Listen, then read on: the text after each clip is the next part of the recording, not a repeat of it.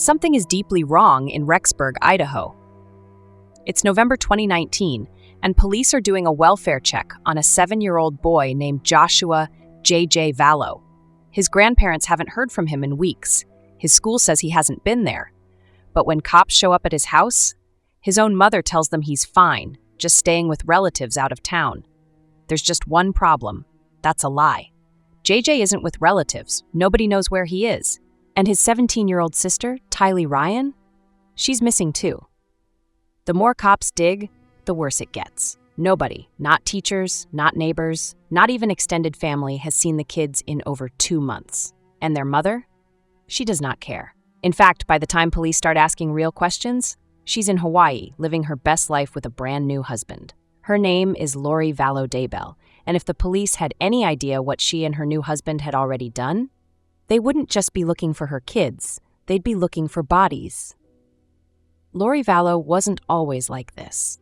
At first glance, she seemed normal, outgoing, social, the type of person who could walk into a room and take over the conversation.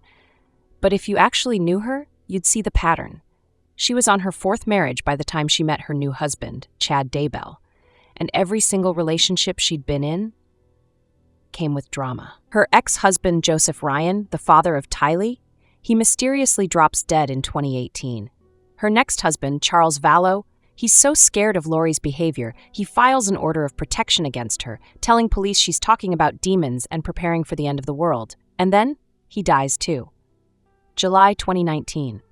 Charles Vallow is shot in his own home by Lori's brother, Alex Cox. Alex tells police it was self-defense.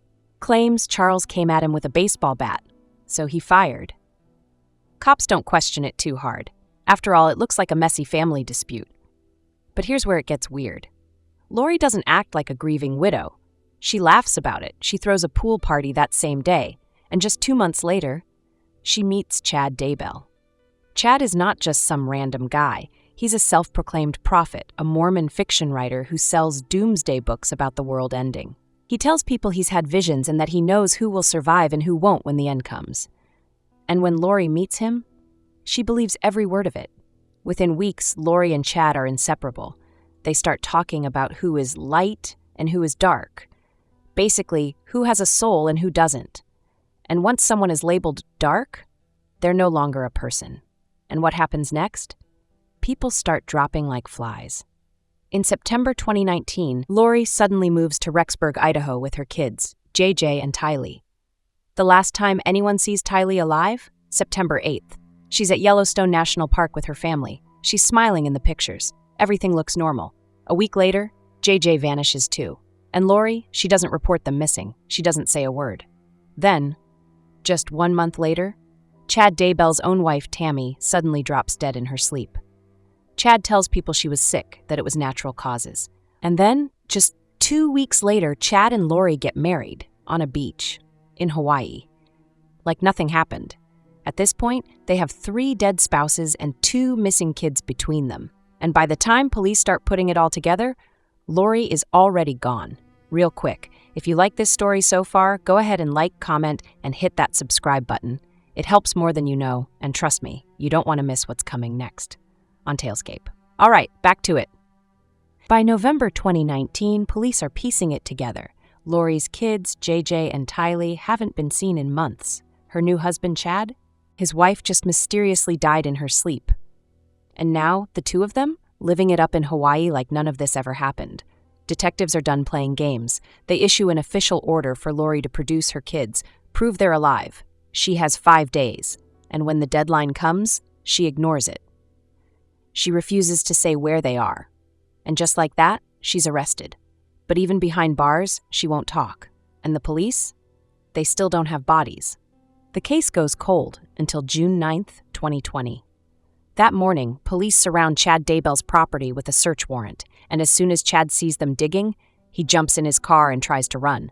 Cops tackle him on the spot, and then they find the graves. JJ and Tylee had been in Chad's backyard the entire time, and the way they were buried, beyond disturbing. JJ was wrapped in plastic, duct tape over his mouth, his body placed under a tree. Tylee? It was worse. She was dismembered and burned, buried in a shallow grave near a pet cemetery. The way they were hidden, the way their bodies were destroyed, it wasn't just about getting rid of them, it was personal. And now, there's no more hiding. Lori and Chad are both charged with murder, and in the courtroom, neither of them show an ounce of remorse. Lori smirks through hearings. Chad barely reacts when they describe how his wife Tammy was suffocated in her own bed. And when Lori's own son Colby Ryan asks her why she killed his brother and sister, she just says, "You'll understand someday." No apology, no explanation, nothing.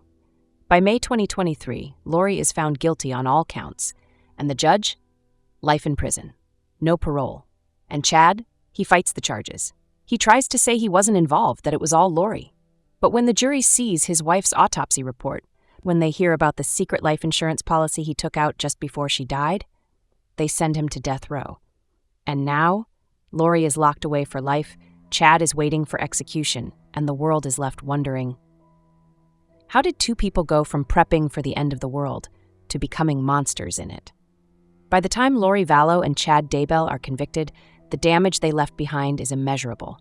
2 innocent children gone, 2 former spouses mysteriously dead. Families shattered, lives destroyed, and all of it fueled by delusions, greed, and a twisted obsession with the end of the world. But even with both of them behind bars, the case is far from over. Because there are still so many unanswered questions. Lori might have been sentenced to life in Idaho, but her legal battles? Not done yet. Because remember her previous husband, Charles Vallow? The one she had labeled dark right before her brother shot him? Arizona still wants justice. While Lori was on trial for JJ and Tylee's murders, prosecutors in Arizona were building a separate case against her for conspiracy to commit murder in Charles's death. And by February 2024, she's officially extradited to Arizona to face even more charges. This time, she pleads not guilty. Her argument? It wasn't her who pulled the trigger. It was her brother, Alex Cox, and that might have actually worked, except for one major problem. Alex mysteriously dies in December 2019, just months after shooting Charles. Cause of death? Supposedly natural causes. But when investigators look closer, they find a fatal level of blood clots and high amounts of Narcan in his system. So now, 2 people are dead in connection to Charles's murder. And Lori? She's the last one standing. But even locked up, she doesn't stop talking. She claims she's a goddess chosen by God, that she did nothing wrong, that the world doesn't understand the truth about what happened. And then she drops the most insane statement yet. She tells her surviving son, Colby, that JJ and Tylee aren't really gone. They're just happy and safe in the spirit world, like she didn't cover up their disappearances, like she didn't lie to the police, like she didn't help bury them in Chad's backyard. She truly believes she's innocent. And then there's Chad, sitting on death row, still waiting for appeals, still acting like a prophet even though his entire cult collapsed. At one point, he even writes a letter from prison telling his followers that he's at peace, that God knows the truth. Meanwhile, his own children want nothing to do with him. His former life? Gone. His twisted beliefs exposed for what they really were. And the people he swore were dark spirits? The only ones left are him and Lori. Because if they were so divinely chosen, why are they the only ones who ended up in cages? That's the story. Now I want to hear what you think. Drop a comment below. Let's talk about it. And if you like this video, make sure to hit that like button, subscribe, and turn on notifications so you never miss a story. Thanks for watching. See you in the next one.